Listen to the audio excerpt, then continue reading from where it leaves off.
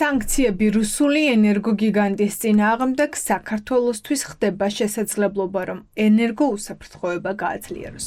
მას შემდეგ, რაც ევროკავშირის სანქციები ინტერრაოს შვილობილ თელასზეც გავრცელდა, საერთაშორისო მედია წერს საფრთხეებზე და გამოსავალზე. მიხევი ფულს, ჰოლანდიური საგამოძიებო ჟურნალისტიკის პლატფორმაა. გამოცემა წერს, რომ ევროკავშირის სანქციებით აიძულებს საქართველოს არჩევანი გააკეთოს საკუთარ ენერგომომარაგებაზე. პირველი ამოცანა საქართველოს მთავრობის ყურადღება უნდა იყოს იმისკენ, რომ მომხმარებლები არ დაზარალდნენ და თბილისის მოსახლეობამ შეუფერხებლად მიიღოს დენი. კითხვა იბადება, როგორ შეიძლება საქართველოს მთავრობამ მიაღწიოს იმას, რომ თელასმა ოპერირება განაგრძოს და მომხმარებლები არ დაზარალდნენ და ამავე დროს ქართულმა ბანკებმა შეძლო მისი მომსახურება. შესაძლოა წილის გაყიდვის საკითხი დადგეს და მთლიანობაში მათი სანქცირება ჩვენ ქვეყანას უკეთეს მდგომარეობაში გვაყენებს, რომ ზეწოლა მოვახდინოთ და შევძლოთ, რომ მათი წილი რაღაცნაირად გადანაწილდეს. სახელმწიფო იყიდის თუ კერძო კომპანია იყიდის, ეს ცალკე საკითხია. ჩვენთვის მნიშვნელოვანია, რომ რაიმე ცუდ გარიგება, სუდნაბიც არ ქონდეს ადგილი, რადგან საქართველოს ამ ბიზინა ივანიშვილის ხელისუფლების არასწორი ნაბიჯების შედეგად ჩვენ უკვე წავაგეთ ერთი არბიტრაჟი ინტერრაოსთან და კომპანია, რომელიც თბილისში ელექტროენერგიას ანაწილებს, შერისავ რუსული ინტერრაოს საკუთრებაა. ეს წილი კრემლის ხელში ეკონომიკური და პოლიტიკური იარაღია. სტრატეგიული აქტივის გამოყენება ნებისმიერ დროს შეუძლია რუსეთს, რაც მინიმუმ დედაქალაქის ჩაბნელების საფრთხეს ნიშნავს. ამიტომ ეკონომისტები ქართულ ოცნებას სთხოვენ, მოლაპარაკება დაიწყოს და წილიან თავად გამოისყიდოს ან ინვესტორი იპოვოს.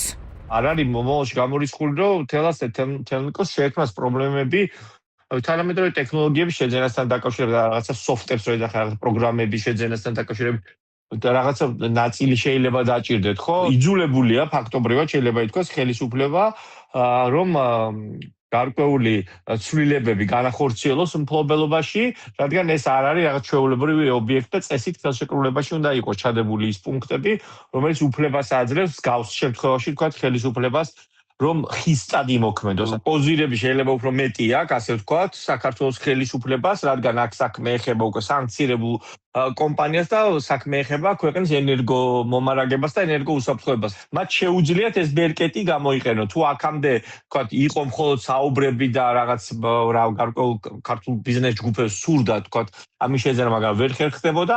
ახლა პირდაპირ შეიძლება რომ ხელისუფლება დროებითი მმართველიც კი დანიშნოს ამ კომპანიებში. უკვე თითქმის 10 დღეა ქართული ოცნება დუმს და გეგმას არ ამხელს. ივანიშვილის გუნდის წევრები ამტკიცებენ, რომ ენერგოუსაფრთხოება გარანტირებულია, მაგრამ როგორ? როცა ევროკავშირის სანქციების შემდეგ თელას ტრანზაქციები აკრძალული აქვს. არ შეუძლია საერთაშორისო გადარიცხვები, ანუ არც დანადგარების შეძენა, არც მომსახურების ყიდვა ან ელექტროგადამცემი ხაზების განახლება. მე არ ვიცი, ვინ ვილაპარაკება, ერთი შემიძლია გითხრათ სრული გარანტიით, რომ რა თქმა უნდა ყველანაირი ნაბიჯი იქმნება და გადაიქმნება ჩვენი მხრიდან, რომ ენერგომომარაგება საქართველოში არანაირი პრობლემა არ ქონდეს. გეგმა ყოველთვის არის ჩვენი ინტერესების, ჩვენი სახელმწიფო ინტერესების პირველ ადგილზე დაყენება. ამ მიმართულებაში მსგავს. მაგაზე პასუხს ვერ გაგცემთ, რა თქმა უნდა. მაგაზე პასუხს ვერ გაგცემთ, რა მე. რუსული მედია წერს, რომ ქართული მხარე კონსულტაციებს მართავს ინტერრაოს აქტივებთან დაკავშირებით. დეტალები უცნობია. თუ მოლაპარაკებები მართლაც მიდის, ეს ქვეყნისთვის მნიშვნელოვანი გარიგებაა, რომელიც ენერგოუსაფრთხოების ბედს გადაწყვეტს. და ის, რომ ახლა საერთაშორისო ზეწოლის და სანქციების გამო რეალურად თბილისი და არა მარტო თბილისი, არამედ საქართველო დგას უშუქობის საფრთხის წინაშე, ეს მაღალი შესაძლებლობა და რისკიც არის ზუსტად იმის დამსახურება, რომ ქართული ოცნების რეჟიმმა არ მოახდინა ადეკვატური დივერსიფიცირება, არ მოახდინა ადეკვატურად ქვეყნის შემზადება და მათგან ნებისმიერი საუბარი ეროვნულ უსაფრთხოებაზე და მით უმეტეს სუვერენულობაზე არის კომიკური. უბრალოდ ეს ყველაფერი უკვე იზეს ტრაგიკომიკურ ელფერს, რადგანაც საქმე ეხება ქვეყნისთვის კრიტიკულ მიმართულებას, როგორც არის ენერგეტიკული უსაფრთხოება. რუსული ენერგოგიგანტი ევროკავშირის სანქციების 21 პაკეტში აღმოჩნდა.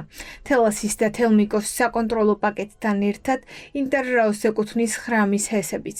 სანქციები მძიმე შედეგის მომდანი იქნება, თუ თბილისის ელექტრომიწოდება ისევ რუსეთის ხელში დარჩება.